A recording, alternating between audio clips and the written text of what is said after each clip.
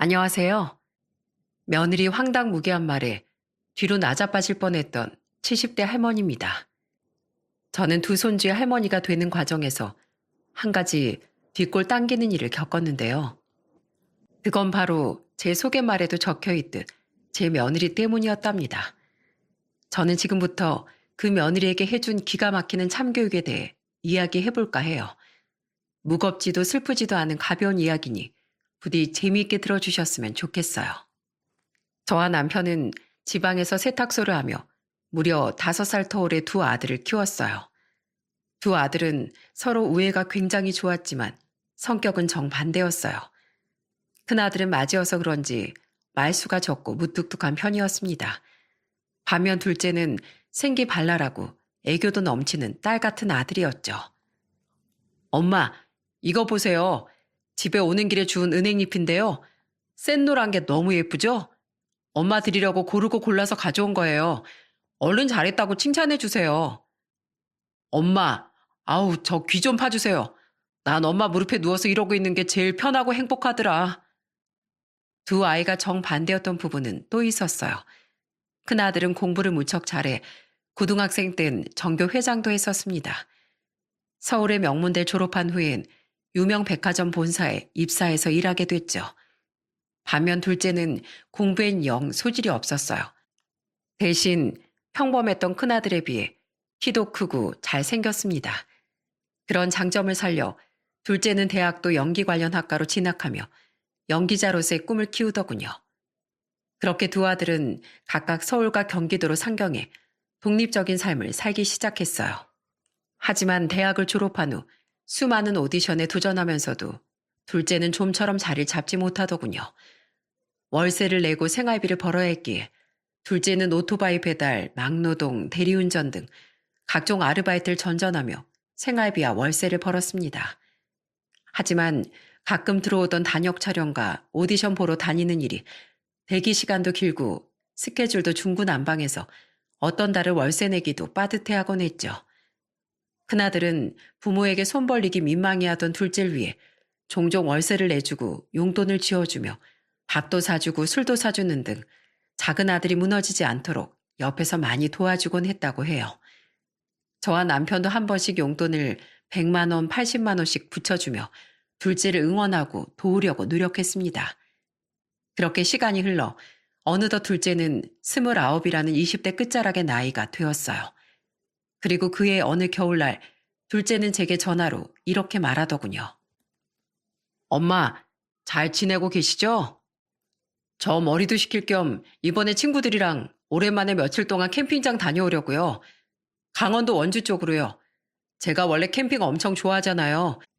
겨울 캠핑이 좀 춥긴 해도 멍하니 생각 정리하는 데는 정말 좋거든요.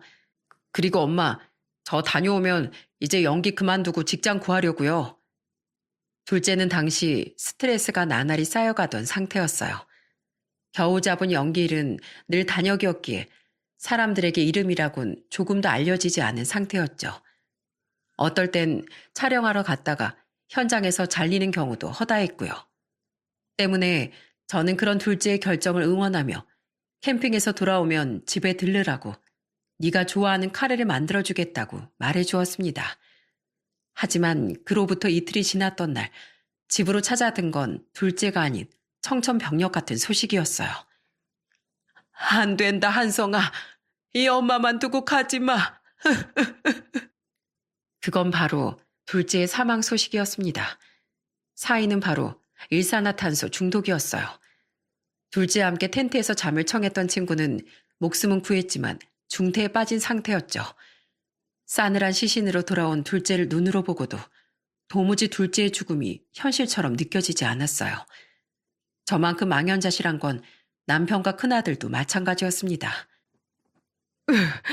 하늘도 무심하시지.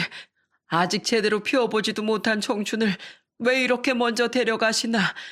차라리 데려갈 거면 자식보다 살 만큼은 산 날 데려가시지. 무슨 정신으로 장례를 치렀는지 기억도 나지 않습니다. 둘째 장례가 끝난 뒤에도 저는 오래도록 둘째 어릴 적 사진을 들여다보며 슬픔에서 벗어나지 못했어요. 여보, 이 사진 좀 봐봐. 큰애랑 같이 둘째 처음 동물원에 데려갔던 날 찍은 사진이야. 이 볼살 봐. 어쩜 이렇게 말랑거리게 생겼을꼬. 이건 우리 둘째 중학교 입학식 사진이고 이건 고등학교 졸업 사진이네. 이렇게 반짝반짝 빛나던 애였는데 아직도 얘가 우리 곁을 떠났다는 사실이 도무지 믿기지가 않어. 자식을 먼저 떠나보낸 슬픔은 상상할 수 없을 정도로 엄청나고 고통스러운 거더라고요. 그래도 산 사람은 어떻게든 사라진다고. 큰아들과 우리 부부는 조금씩 일상을 되찾으며 살아가기 시작했습니다. 하지만 둘이 있던 자식 중 하나를 떠나보내니 우리 부부는 하나 남은 큰아들에게 더 목을 매게 됐어요. 그리고 그건 큰아들도 마찬가지였던 모양입니다. 어머니, 아버지, 두 분만 괜찮으시면 서울로 올라와서 저랑 같이 살지 않으시겠어요? 어차피 세탁소도 오래됐는데 서울에서 새로운 세탁소도 차리시고요. 가족을 한번 잃어보니까 자꾸만 남은 가족인 두 분이 자식으로서 걱정되고 염려돼요. 그런 아들의 제안에 저와 남편은 신중한 고민 끝에 서울로 이사를 하게 됐습니다. 서울 집값이 비싸다지만 우리가 살고 있던 지역도 그리 싼 편은 아니었기에 그동안 모은 돈에 약간의 대출을 끼니 충분하더라고요. 그리고 적당한 곳에 새 세탁소도 차리게 되며 남편과 전 월세집을 빼고 우리와 합가한 아들과 함께 서울살이를 시작하게 된 거예요.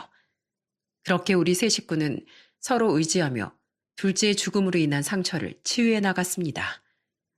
어머니, 아버지, 저 결혼하고 싶은 사람이 생겼어요. 저보다는 3살 어린 사람인데요. 대형 병원 간호사로 일하고 있어요. 성격이 밝고 천진난만해서 같이 있으면 괜한 걱정거리가 많은 제 머리를 맑게 해주는 사람이에요. 아들은 나이 30대 후반에 결혼을 했습니다. 처음 인사 왔을 때 며느린 보는 우리까지 기분 좋아지게 하는 맑고 환한 웃음을 시종일관 짓고 있더군요. 며느리에 대해 우리에게 했던 아들의 설명이 무슨 말인지 단번에 알 수 있었죠. 그렇게 며느리 마음에 들었지만 상견례 때 본 안사돈만은 썩 마음에 들지 않는 사람이었어요. 두 분이 따님을 아주 밝고 예쁘게 키우셨더군요. 진아를 보면 보는 우리까지 기분이 좋아지는 것 같더라고요. 과찬이십니다. 그러는 두 분이야말로 아드님을 아주 의젓하고 똑똑하게 키우셨더라고요. 우리 예비 사이가 그 유명한 백화점에 다닌다고 하면 다들 부러워합니다. 흥, 대학병원 간호사나 백화점 직원이나 거기서 거기지. 당신이 그렇게 말하면 괜히 내가 우리 지난 신랑 될 사람보다 못하게 키운 것 같잖아요. 안사도는 듣는 사람이 기분 나쁘고 쌀쌀맞게 느껴지게 말하는 재주가 있더라고요. 뭐 저런 여자가 있나 싶었지만 쩔쩔매며 대신 사과하던 바깥사돈과 민망해하던 며느리의 동생인 사돈 처녀를 보고 남편도 저도 어색하게 웃으며 그 상황을 넘길 수 있었죠.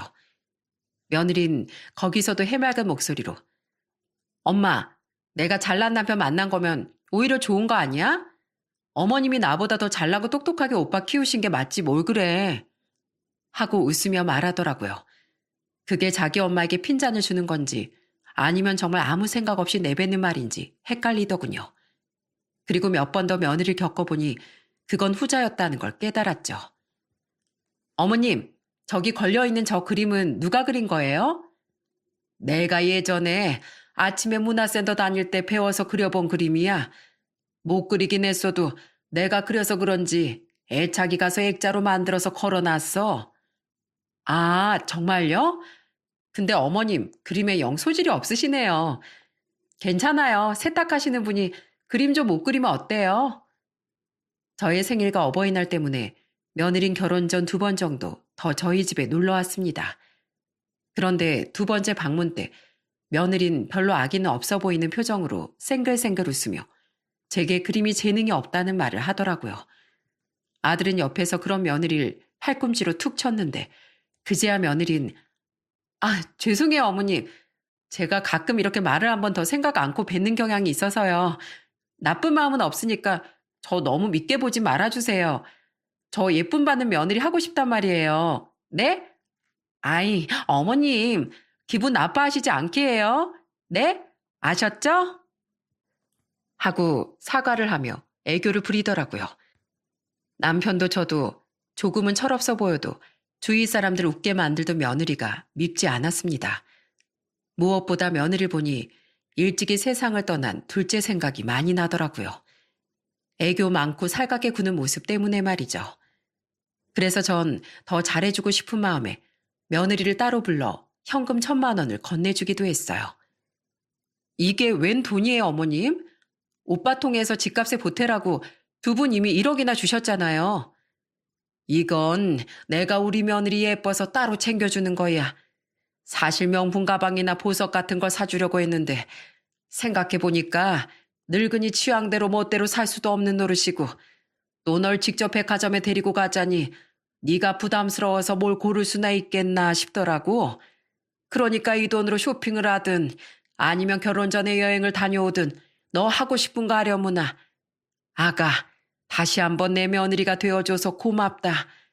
자식 하나 남은 우리에게 또 다른 자식이자 며느리가 되어준 넌 우리 부부에게 선물 같은 존재란다. 며느리는 눈을 반짝이며 우리 시어머니 최고라는 말과 함께 저를 와락 끌어안았습니다. 감사해요, 어머님. 저 진짜 시집 잘 가는 것 같아요. 어머님, 저 진짜 좋은 며느리가 될게요. 얼마 뒤 결혼식을 올리며 며느린 우리의 정식 가족이 되었습니다. 아들과 며느린 우리 집과 사돈댁의 중간쯤 위치한 곳에 신혼집을 얻었죠. 며느린 결혼한 뒤 우리 부부에게 더욱 살갑게 굴었어요. 그런 며느리가 너무 예뻐 저와 남편은 며느리에게 더욱 잘해주려고 노력했습니다. 어머님, 아버님, 저 임신했어요. 그것도 쌍둥이래요. 결혼 1년 뒤 며느리는 쌍둥이를 임신했습니다. 며느리는 2개의 아기집이 보이는 초음파 사진을 들뜬 표정으로 우리에게 건네주었어요. 남편은 감격에 차서 그 사진을 들여다봤고 그런 우리를 지켜보며 아들과 며느리도 벅찬 표정을 감추지 못하더라고요. 아이고, 장하다 우리 며느리. 아주 장해. 고맙다. 오래전 고생 끝에 둘째를 임신했을 때가 생각나 마음이 정말 많이 뭉클했습니다. 하나밖에 남지 않은 자식의 이세 소식은 그렇게 저와 남편의 마음을 벅차오르게 했죠. 아가, 우리가 인터넷으로 좀 알아보니까 요즘 사람들은 이 브랜드 유모차를 좋아한다는데 네가 보기엔 어떠니? 너만 좋으면 우리가 이거 선물로 사주마. 요새 유모차가 그렇게 비싸다며? 저번에 보내준 신발은 잘 받았니? 임신 기간이 길어질수록 특히 발이 많이 부으니까 돌아다닐 때 편한 신발을 신는 게 제일 중요해. 너무 좋아요, 어머님. 신발도 잘 받았어요. 완전 편하던데요? 어머님, 이렇게 행복한 게 임신이면 더 일찍 할 걸 그랬어요. 저희 남편도 저한테 전보다 훨씬 잘해주고 어머님, 아버님도 이렇게 챙겨주시니 저 요즘 공주님이 된 기분이라니까요. 귀한 아들의 핏줄을 임신한 고마운 며느리인데 공주보다 더한 대접이라도 못해줄 게 뭐 있겠습니까? 게다가 평소 우리에게 그렇게 살갑게 굴던 며느리였으니 더더욱 말이죠. 남편과 저는 머지않아 만날 두 손주 생각에 들떠 며느리에게 정말 잘해주었어요. 아들은 자기들 돈으로 사도 된다고 말렸지만 뭐라도 해주고 싶어 남편과 전 이것저것 두 아이에게 사다 주기 바빴습니다. 비싼 브랜드 유모차에 아기 침대, 아기 용품, 임산부에게 좋다는 보약, 영양제, 인부복의 신발, 발 마사지까지. 어차피 더 챙겨줄 자식도 없었으니 돈을 아낄 필요도 없고 아끼고 싶지도 않았어요. 며느린 우리에게 늘 고맙다며 감격 어린 말투로 말하더군요. 저는 우리 며느리가 뭐든 당연히 여기지 않고 감사함을 느낄 줄 아는 아이라 참 좋다고 생각했습니다. 하지만 며느리가 임신을 한 지 6개월쯤 됐던 어느 날 저는 며느리의 구렁이 같은 검은 속내를 알게 됐죠. 어머님, 잘 지내셨어요? 지금 집이세요? 그래.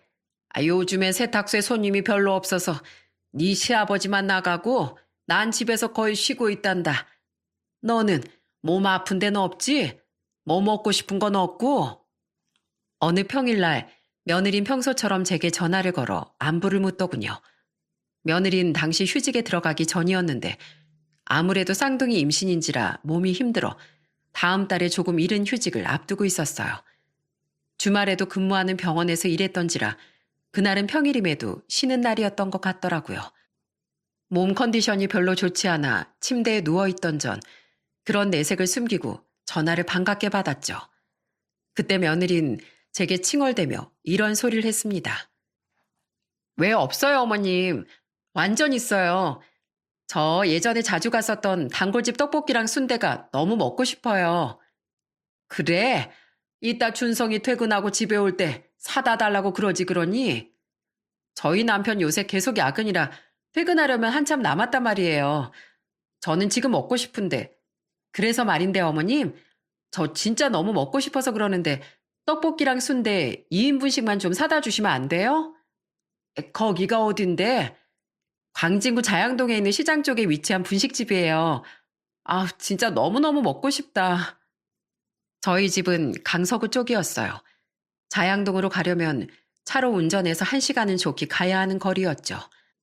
솔직히 몸도 좋지 않은 상태라 그냥 인사치레로 물어봤던 건데 대뜸 며느리가 저런 먼 거리 분식집 음식을 먹고 싶다고 할 줄은 몰랐어요. 며느린 이걸 어찌하나 고민하던 제 마음을 눈치챈 듯 이렇게 졸라댔습니다. 네? 어머니, 제발 사다 주세요. 이건 제가 먹고 싶은 게 아니라 뱃속 어머님 손주들이 먹고 싶어 하는 거라니까요. 아유, 그래, 그래. 알았다. 우리 손주들이 먹고 싶다는데 사다 줘야지. 기다리렴. 내 옷 입고 얼른 다녀오마. 저는 하는 수 없이 며느리가 말해준 분식집으로 직접 운전해서 출발했습니다. 그땐 아직 60대 후반의 나이였던지라 남편이 없을 땐 제가 직접 차를 끌고 이곳저곳 다니곤 했었거든요. 그렇게 빨리 먹고 싶다고 하니 대중교통을 타는 것보다 차를 끌고 가는 게 훨씬 시간이 빠르겠다 싶어 운전대를 잡았던 거죠. 며느린 제가 아마 손주 이야기 때문에 마지못해 승낙한 줄 알았던 것 같아요. 하지만 전 손주들 이야기를 하면서까지 순대와 떡볶이를 먹고 싶어 하던 며느리가 안쓰러워서 그랬던 겁니다. 제가 애들을 임신했을 때 형편이 안 좋아 먹고 싶은 걸 마음껏 먹지 못해 서러웠던 기억이 선명하게 남아 있었으니까요. 아이고, 사람이 왜 이렇게 많어? 아유, 다리 아파. 20분을 기다렸네. 아주머니, 여기 순대랑 떡볶이 2인분씩 주세요. 저기 튀김도 맛있어 보이네. 우리 며느리 튀김도 좋아하는데 저것도 좀 주시고요. 며느리의 말처럼 정말 맛집이었는지 그 분식집 앞엔 줄까지 서 있었습니다. 저는 한참을 기다리고 나서야 며느리가 부탁한 음식의 튀김까지 얹어서 살 수 있었죠. 그리고 아들 집으로 향하며 전화를 걸었어요. 아가, 네가 말한 분식집에서 순대랑 떡볶이 샀다. 근데 생각해보니까 왜 2인분씩 사다 달라고 했니? 집에 누가 있어? 아, 저희 친정엄마가 원래 오시기로 했었거든요. 지금 와 계세요. 얼른 오세요, 어머님. 며느리는 집에 안사돈이 와 있다고 말했습니다. 안사돈이 오기로 했었으면 진즉 안사돈에게 떡볶이와 순대를 사다 달라고 했었으면 될 일 아닌가요? 저는 그 말이 목구멍 근처까지 나왔어요. 하지만 이미 줄까지 서서 음식을 산 거, 좋은 게 다 좋은 거라고 생각하고 아들의 집으로 그냥 향했죠. 어머님, 오셨어요? 감사해요. 고생 정말 많으셨어요. 역시 우리 어머님이 짱이라니까. 그래, 얼른 먹거라. 안녕하세요, 사부인. 오랜만에 뵙네요. 아, 왜 이렇게 늦어요? 다 식었겠네. 뭐라고요? 지금 사부인 딸 위해서 힘들게 음식 사온 사람한테 그게 할 소리입니까? 아, 죄송해요, 어머님. 엄마, 그런 소리 좀 하지 마. 저는 며느리에게 음식이 든 봉다리를 건네며 안사돈에게도 인사했습니다. 그런데 절 보자마자 안사돈이 내뱉은 첫마디가 저딴식이더군요. 엉망이었던 상견례에서의 첫인상이 떠오르며 저도 인상을 팍 썼죠. 며느린 자기 엄마 대신 제게 사과를 하며 식탁으로 가서 얼른 음식 포장을 풀었습니다. 우와, 대박 맛있다. 하나도 안 식었네. 역시 순대는 이 집이라니까. 야야, 천천히 먹어. 나 먹을 거 없어. 그런데 두 모녀는 힘들게 사온 저에게 먹어보라는 말 한마디 없이 무슨 며칠 굶은 사람처럼 둘이서만 꾸역꾸역 먹기 시작하더라고요. 기가 차서 한마디 하려다 우선 화장실로 향했습니다. 집에서 출발할 때부터 느꼈던 요의가 더 이상 참을 수 없던 지경이었거든요. 그렇게 볼일을 보던 와중 저는 몰랐던 사실을 하나 알게 됐어요. 봤지, 엄마? 우리 시어머니 내가 전화 한 통하니까 단번에 달려온 거? 내가 힘들게 택시 타고 그 먼 데까지 안 가도 된다고 했잖아. 그러게, 너 시어머니 하나는 아주 잘 만났다. 그건 바로 아들 집의 방음이 아주 형편없었다는 겁니다. 화장실과 부엌까지 거리가 코앞도 아니었는데 며느리와 안사돈이 나누던 대화가 아주 적나라하게 들렸거든요. 그런데 그 대화라는 것의 내용이 하도 기가 막히고 코가 막혀 저는 곧장 화장실 밖으로 나가지 못했어요. 그치? 엄마, 알지? 나한테 원래 시동생 있었던 거. 그 사람이 죽어서 어머님 자식이 우리 남편밖에 없잖아. 그래서 어머님이든 아버님이든 우리 남편 일이라면 아주 목을 매단다니까. 오늘도 봐. 손주들이 먹고 싶다고 하니까 직접 운전까지 해서 이거 사온 거. 아, 진짜 먹고 싶었는데 역시 힘들게 직접 안 나가고 어머님 시키길 잘했어. 우리 시어머니 완전 호구야. 내가 시키는 거 조금만 아양 떨면 다 해. 저번에 솔직히 별로 안 힘든 날이었는데 대중교통 타긴 싫고 운전도 하기 싫고 택시비도 아까워서 어머님한테 좀 징징댔거든? 그러니까 바로 차 끌고 와서 나 데리러 오더라.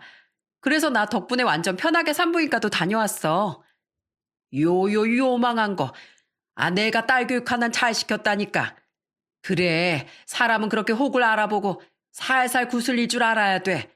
그게 인생을 지혜롭게 살아가는 방법이야. 알지, 그럼 알지. 나 애들 낳고도 한동안 휴직 기간이잖아. 그때 우리 시어머니 좀 또 이용해 먹으려고. 내가 먼저 이렇게 살살 길들여 놓고 기선제압 해버리면 하나뿐이 며느리고 손주들 엄마인데 계속 내 말 이렇게 잘 듣지 않겠어?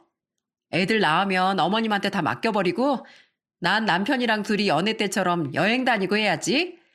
아니, 난 갓난 애들 보면서 육아 우울증 시달리고 우중충하게 사는 건 딱 질색이야. 우리 어머님한테 맡기면 육아 도우미 부르는 것처럼 돈도 안 들고 완전 딱이지 뭐야. 예, 너 나한텐 그럴 생각 절대 하지 마라. 나 너랑 네 동생 키우는 것만 해도 죽을 똥 쌌어. 네 시애미만 부려먹어. 에이, 누가 엄마한테 맡긴대? 저기 화장실 들어가 있는 우리 호구한테 맡긴다니까. 며느린 그동안 자신에게 잘해줬던 저를 완전 호구 취급하고 있었더군요. 저 집안의 문제인 사람은 안사돈 하나인 줄 알았더니 며느리와 안사돈은 둘이서 죽이 척척 맞더라고요. 열이 받아서 머리까지 뜨거워졌습니다. 이것들이 잘해줬더니 누굴 호구로 보나 싶어 저는 문을 뻥 차고 밖으로 나갔어요. 어머님. 야, 너희 집 방음 하나도 안 돼서 너랑 네 엄마가 하는 말 다 들린다. 네? 이걸 다 들으셨다고요? 제 말에 며느리 얼굴은 파랗게 질리더군요. 그 앞에 앉아있던 안사도는 잠시 당황스러워 보이는 것 같더니 이내 짜증난다는 듯 인상을 팍 구겼죠. 저는 그들을 향해 삿대질을 하며 고함을 질렀어요. 그래, 들었다. 뭐? 호구? 여행? 내가 네 시다발이냐? 이제 보니 네가 그동안 생각 없이 말을 막 뱉었던 게 아니라 인성교육이 그따위여서 아예 뇌를 빼놓고 살았구나. 말은 좀 막해도 심성은 착한 애인 줄 알았는데 아주 되바라지기 짝이 없는 애였어. 너네가 인성교육 한번 다시 제대로 시켜줄까? 너 내가 누군지 알아? 나 왕년에 탁구 선수였어. 그래서 난 우리 아들들이 어른들한테 버릇없고 건방지게 굴면 그 즉시 등짝 스매싱을 알려줬다 이거야. 너도 어디 스매싱으로 한번 맞아볼래? 잘못을 하면 매를 맞아야 정신이 번쩍 들지. 이게 오냐오냐 해줬더니 날 아주 물러봤구만. 이봐요 사부인. 듣자 하니까 나 여기 있는 거 안 보여요? 왜 우리 딸한테 그딴 식으로 말해요? 밖에서 이런 말 듣게 하기 싫으면 딸 교육을 진즉 똑바로 시켰어야죠. 애가 잘못된 언행을 하고 있으면 따끔하게 혼낼 줄 알아야지. 그걸 더 부추기고 있어요? 그러고도 그쪽이 엄마입니까? 같은 엄마로서 부끄러워서 내 얼굴이 다 화끈거리네요. 그리고 애 보기 싫다고요? 나도 못 봐요. 자기 자식 일은 엄마가 응당 도와야죠.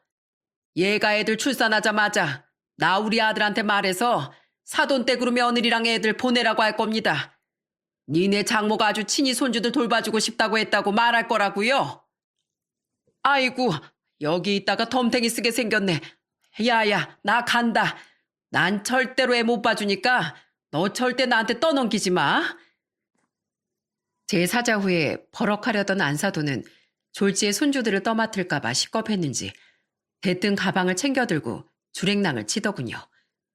며느린 그런 안사돈의 등에 대고 엄마 혼자 가면 어떡해, 엄마 하고 애타게 불렀지만 이미 안사돈은 사라진 뒤였죠. 저는 저를 보며 벌벌 떨던 며느리에게 손가락으로 바닥을 가리키며 눈을 부릅떴습니다. 어머님, 제가 순대 먹고 너무 신이 났다 보니까 말이 좀 막 나왔어요. 아시잖아요. 저 원래 좀 생각 없이 말하는 거. 엄마까지 맞장구 쳐주니까 신이 나서 그만. 죄송해요. 잘못했어요. 생각이 없다고 해서 그런 사람들이 모두 너처럼 음흉한 속내를 가지고 있진 않어. 내가 너한테 얼마나 잘해줬는데 감사하긴커녕 어쩜 그렇게 못된 생각을 품었니? 정 죄송하면 당장 무릎 꿇고 사과해. 꿇으라고. 죄송해요, 어머님. 잘못했습니다. 용서해 주세요. 며느리는 제 말에 결국 서럽게 눈물을 터뜨리며 무릎 꿇는 신용을 하더군요. 하지만 배가 이미 부를 대로 불렀던 6개월 쌍둥이 산모가 무릎 꿇는 일이 쉬웠겠습니까? 눈물 범벅인 얼굴로 엉거주춤하게 무릎 꿇으려던 며느리에게 저는 이렇게 빽소리를 지르곤 집을 나와버렸어요. 됐다. 그렇게 억지로 사과받는다고 한들 그게 어디 네 진심이겠니? 난 너한테 오늘 단단히 실망했다. 우리 손주들을 위한 거니 여태 줬던 걸 빼앗지는 않으마. 하지만 앞으로 난 널 위해서 아무것도 안 할 거야. 넌 오늘 널 진정으로 위했던 시애미를 잃었다는 거 그거 하나만 똑똑히 명심해라. 알았어? 에휴, 짜증나. 분이 풀리지 않아 마지막으로 전 순대가 담겨있던 스티로폼 용기를 손으로 퍽 쳐버린 뒤 현관문을 꽝 닫고 나왔습니다. 그리고 집으로 돌아가는 동안 분노는 점차 속상함으로 바뀌어갔죠. 그토록 예뻐했던 며느리를 잃은 것 같아서 말입니다. 왕년에 제가 탁구 선수를 했다는 것도 다 거짓말이었어요. 그냥 전 그렇게 말해서라도 제 애정어린 진심을 배신한 며느리를 응징하고 싶었던 거예요. 저는 그 뒤 보면 승질만 더 날 것 같아 며느리가 출산할 때까지 아들 부부를 보지 않았습니다. 집에 자신들을 초대도 않고 불러도 오지 않던 절 이상하게 여긴 아들은 혹시 자기 아내와 무슨 일이 있었냐고 물어보더군요. 어머니 얘기만 나오면 집사람도 아무 말도 못하고 무슨 일이 있긴 있으셨던 거죠? 저랑 집사람 사이는 전처럼 여전히 좋은데 어머니랑은 무슨 일이 있었던 거예요? 걔가 말 안 하디? 네 안 사람한테 직접 물어봐라. 거짓말로 허튼 소리 했다간 내가 탁구 선수였다는 걸 기억하라고 해. 어머니, 탁구 칠 줄 아셨어요? 선수요? 그냥 그렇게 말하면 알아들을 게다. 나중에 아들은 혼자 절 찾아와 며느리에게 모든 이야기를 다 듣고 크게 화를 냈다고 말하더군요. 평소 좀 불편하게 생각했던 자기 장모까지 찾아가 어떻게 그런 상황에서 딸을 말리긴커녕 부추길 수 있었냐고, 저희 어머니가 얼마나 상처를 받으셨겠냐고 마찬가지로 화를 냈다고 했죠. 그리고는 제게 죄송하다고 하는 아들에게 저는 이렇게 말했어요. 됐다. 걔가 너한텐 잘한다니까 앞으로 너희 둘만 알아서 잘 살아. 아들이 사돈댁을 찾아간 일 때문에 바깥 사돈 또한 그 일을 알게 된 모양이더군요. 바깥 사돈은 제게 전화를 걸어 자신의 안사랑과 큰딸의 행동을 진심으로 사과했죠. 그 통화를 옆에서 함께 들은 남편은 한숨을 쉬며 이렇게 말하더라고요. 바깥 양반은 멀쩡한데 그 안사돈이란 여자가 몰상식해서 큰딸 인성교육을 이상하게 시킨 게 아닌가 싶어. 그래도 우리 며느리가 좀 생각이 없고 자기 엄마한테 선동당해서 그런 못된 마음을 품었던 게 아닐까? 평소에 우리랑 준성이한테 무척 잘했잖아. 분명 잘못을 뉘우치면 그 아래 숨은 마음은 착한 애일 테니 너무 미워하지 말자고. 미워도 자식은 자식이라고. 며느리도 우리 자식이잖아. 남편은 속 좁은 저보다 훨씬 마음이 넓은 사람이었습니다. 남편의 말이 무슨 뜻인지는 알겠지만 속상함이 풀리지 않았던 전 며느리가 쌍둥이 아들을 출산할 때까지 며느리와 연락하지 않았죠. 며느리 또한 아들 말을 통해 듣기론 제가 무서워서 다시 사과 연락을 할 엄두를 못 냈다고 하더라고요. 저와 남편은 며느리가 쌍둥이 손주를 낳았을 때 직접 가보지 못했습니다. 당시 마스크 시국 때문에 지정 보호자 한 사람을 빼면 산모도 아기도 면회가 불가능했거든요. 대신 우린 아들이 보내준 사진을 통해 어여쁜 쌍둥이 손주를 볼 수 있었죠. 저는 아들에게 전화를 걸어 며느리를 바꾸라고 하여 거의 넉 달 만에 며느리와 통화를 하게 되었습니다. 네, 어머님 잘 지내셨죠? 그래, 아주 귀찮게 수발들 네가 없으니까 두 발 뻗고 잘 자고 잘 살았다. 너 몸은 괜찮니? 나한테 한 잘못은 잘못이고 하나도 힘든데 둘이나 10달을 품고 분만까지 하느라 고생 많았다. 불편한 거 있으면 참지 말고 네 남편한테 말하거라. 네 시애비 바꿔주마. 저는 퉁명스럽게나마 며느리에게 수고했다는 말을 전했습니다. 어쨌든 우리 손주들을 낳느라 고생한 건 사실이었으니까요. 저처럼 오랜만에 며느리와 통화하게 된 남편은 저보다 한결 다정한 목소리로 며느리에게 고생 많았다는 이야기를 전했죠.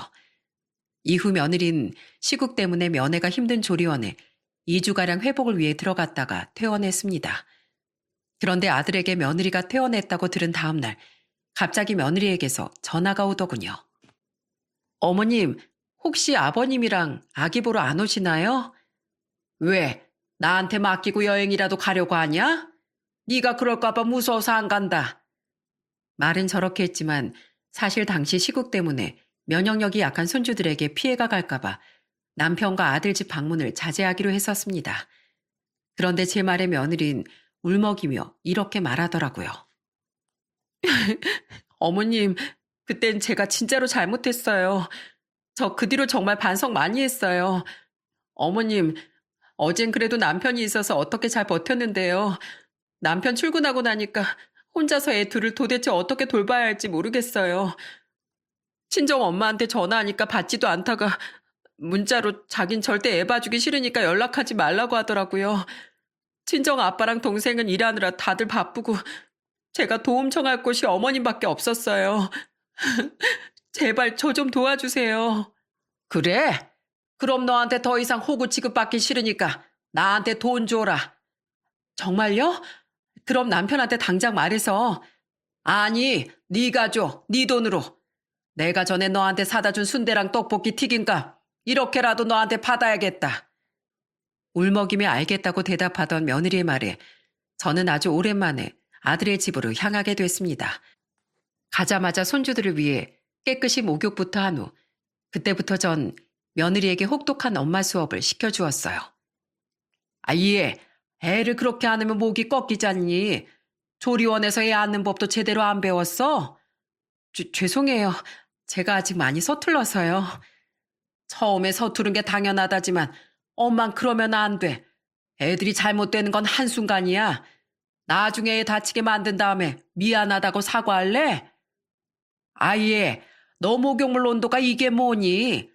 어머님이 말씀해 주신 대로 받은 건데 내가 언제 이렇게 뜨겁게 만들랬어?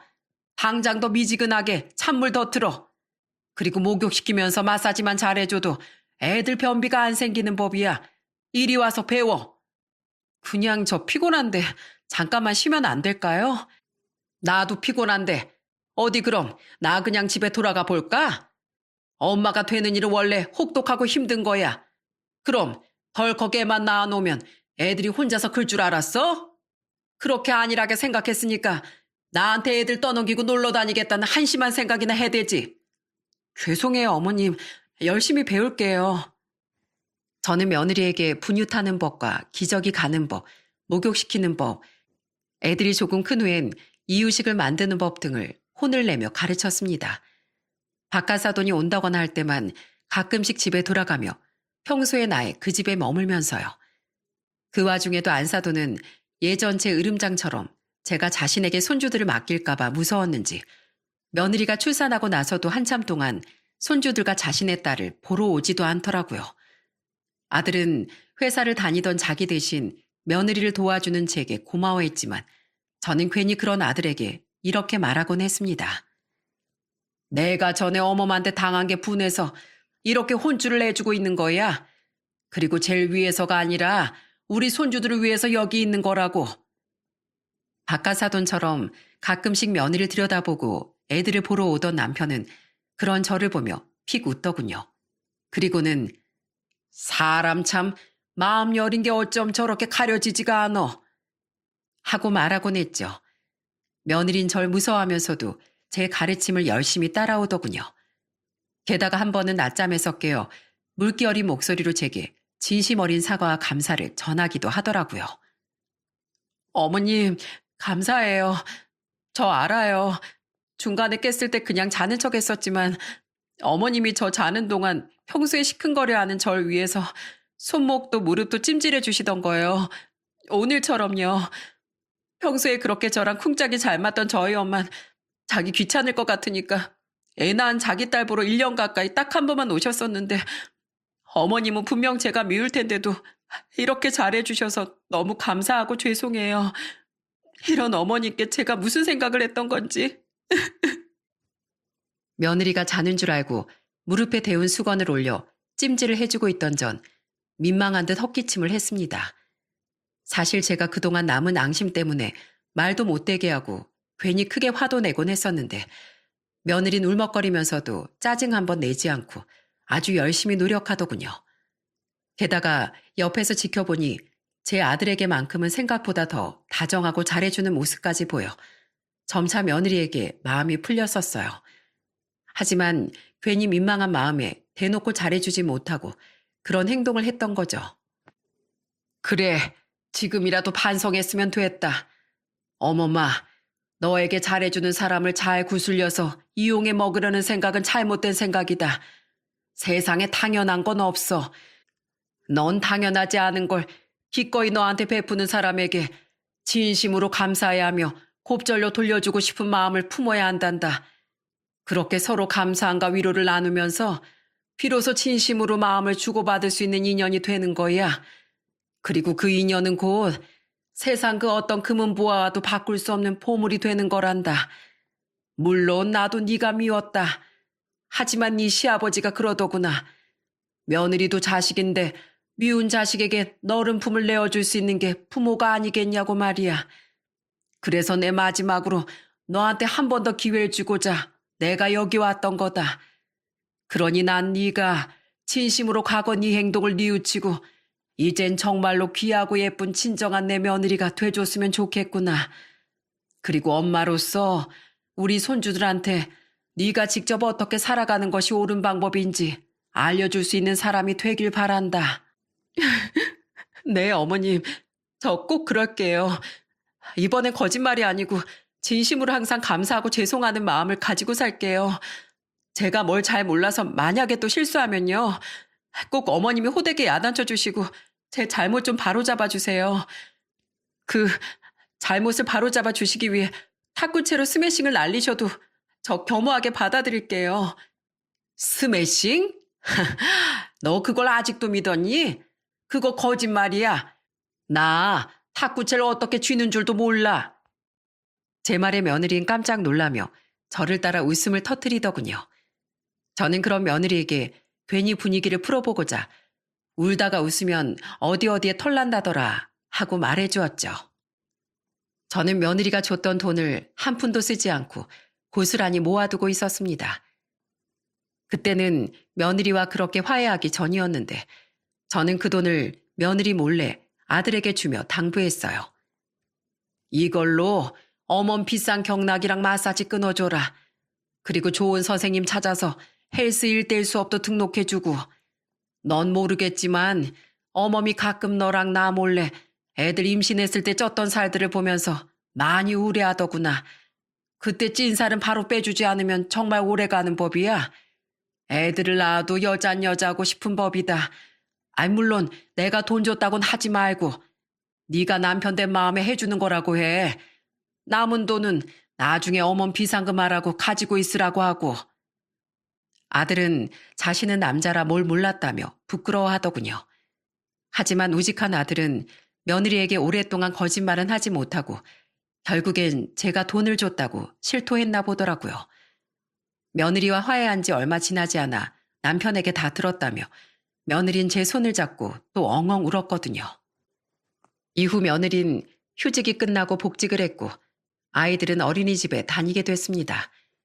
저 또한 손주들이 점점 크며 며느리에게 엄마로서의 몸가짐 마음가짐을 모두 가르쳤다고 생각해 긴 아들 집에서의 생활을 마치고 남편이 있는 집으로 돌아오게 됐죠. 아들과 며느린 제가 완전히 짐을 싸서 돌아가던 날 저를 집에 데려다주며 마지막엔 큰돈이 든 봉투를 내밀더군요. 감사함을 어떻게 표현해야 할지 몰라 담은 돈이니 제발 그거라도 받아달라면서요. 그래서 전 그 돈을 예금으로 꽁꽁 묶어두었답니다. 잘 가지고 있다가 나중에 손주들에게 주려고 말이죠. 그렇게 손주들이 태어난 지도 3년이 흘렀습니다. 몇 달 전 아들의 집에 놀러 갔던 날 저는 며느리와 함께 손주들을 데리고 놀이터에 간 적이 있었어요. 그때 신나게 뛰어노는 손주들을 함께 지켜보던 며느리가 제게 이러더군요. 어머님 아니었으면 제가 우리 애들 어떻게 키웠을까요? 분명 전 지금까지도 철이 들지 않고 모성애도 없는 한심한 엄마가 됐을 것 같아요. 저 아직도 많이 부족한 엄마니까 어머님이 오래오래 제 옆에서 제가 또 나쁜 길로 들어서지 않게 잡아주셔야 돼요. 아셨죠? 또 한 번은 혼자서 아들 집에 놀러 갔던 어느 주말, 저는 놀러 왔던 며느리의 동생인 사돈 처녀를 마주친 적이 있습니다. 며느린 그런 우리를 위해 맛있는 음식을 해주었는데 식사를 하던 사돈 처녀는 이런 말을 하더라고요. 사돈 어르신, 저도 나중에 결혼하게 되면 꼭 사돈 어르신 같은 시어머니를 만나고 싶어요. 야, 우리 어머님 같은 사람 대한민국에 없거든? 언니처럼 크게 속 썩이는 철없는 며느리도 없을걸? 언닌 사돈 어르신 덕에 지금은 사람 된 줄 알아. 투덕거리는 자매의 모습을 보며 저는 흐뭇하게 미소 지었습니다. 이제 가끔은 웃으면서도 떠올릴 수 있는 둘째와 큰아들의 사이좋던 모습이 떠올랐거든요. 그렇게 전 며느리와 이제는 진심으로 서로를 아껴주고 존중하는 고부 사이가 되었죠. 우리 아들도 남편도 그런 우리를 보며 참 기적 같은 인연이라고 하더라고요. 한편 며느린 출산 이후 안사돈을 점점 멀리했습니다. 출산 직후부터 자신의 전화를 피하고 들여다도 보지 않던 안사돈에게 며느린 큰 서운함을 느꼈었다더군요. 게다가 전에 몰랐는데 한 발 떨어져서 보니 이런 생각이 들었다고 하더군요. 엄마랑 대화하면 자꾸 저를 안 좋은 쪽으로 부추기는 것 같다는 생각이 들었어요. 저한테 잘해주는 어머님 이용해서 재산을 빨리 뜯으라질 않나. 그걸 절 키워주느라 애쓴 자기한테도 달라고 하질 않나. 지금 와서 보니까 절 망치던 건 바로 엄마였더라고요. 안사돈은 집안 식구들 중 유일하게 자신과 잘 지냈던 큰딸이 자기를 찾지 않으니 저를 향한 시샘을 부렸던 모양이었어요. 저는 남편과 함께 아들 가족과 여행 간 적이 있었는데 우연히 펜션 베란다에서 안사돈과 통화하던 며느리의 목소리를 들었어요. 왜 맨날 엄마가 아닌 우리 시어머니만 챙기냐고? 대체 누가 내 진짜 엄마냐고? 엄마, 예전에 내가 그렇게 엄마 도움이 필요했을 때 엄마가 언제 내 전화 한 번이라도 받았어? 나중에 겨우 한 번 찾아오더니 그때 한다는 소리가 뭐였어? 아빠가 내준 내 산후조리원비가 너무 비쌌다고. 그게 아까웠다는 듯한 얘기만 했었잖아. 그래도 엄마한테 원망의 말 한마디 안 하려고 얼마나 꾹 참았는데 왜 자꾸 나한테 이제 와서 서운하다는 말만 해? 그래도 내가 자식돌이 안 한 적은 없잖아. 네 아빠나 동생이나 맨날 나만 나쁜 사람 만들어서 짜증났는데 왜 너까지 이러니? 돈이야 좀 아까워할 수도 있지. 너 키우느라 전에도 든 돈이 한두 푼이 아니었으니까. 나쁜 기집애. 됐어. 이래서 자식 키워봐야 아무 소용없다고 하는 거야. 나도 너 같은 딸 필요 없어. 마지막 안사돈의 말은 어찌나 크게 소리 질렀는지 뒤에 서 있던 제게까지 다 들렸습니다. 며느린 통화를 끊고 한숨을 푹 쉬더군요. 그리고 뒤를 돌았는데 미처 자리를 피하지 못한 저와 눈이 마주쳐버렸죠. 며느린 저를 보며 다 들으셨어요, 어머님? 저희 엄마 진짜 저한테 너무하신 것 같아요. 하며 민망한 듯 웃더라고요. 자식에게 부모 욕을 할 수도 없는 노릇이라 저는 그저 며느리를 위로하듯 꼭 안아주었네요. 우리 예쁜 쌍둥이는 어느덧 4살이 되었는데요. 그 어렸던 것들이 언제 이렇게 커서 가방까지 메고 아장아장 돌아다니는지 볼 때마다 깨물어주고 싶을 만큼 너무 사랑스럽답니다. 얼마 전엔 통화를 하던 며느리가 제게 자랑스러운 듯 이런 말을 했어요. 어머님, 어제 일 끝나고 우리 애들 하원시키러 갔었는데요. 어린이집 원장님이 그렇게 우리 애들을 칭찬하시더라고요. 그 어린 나이에 애들이 어른만 보면 배꼽 인사도 잘하고 다른 친구들도 위해줄 줄 아는 배려심도 가졌다고요. 어쩜 이렇게 애들을 예의 바르고 착하게 키우신 거냐고 가정교육이 참 잘 돼 있다고 말씀하시는데 어머님 생각이 많이 났어요. 어머님, 저희 애들을 이렇게 예쁘게 키울 수 있게 도와주셔서 진심으로 감사드립니다. 나야 처음에만 초보 엄마인 너한테 인생 선배로서 도움을 줬을 뿐이지. 그 뒤에 온전히 애들 키워낸 건 너랑 우리 아들 아니겠니?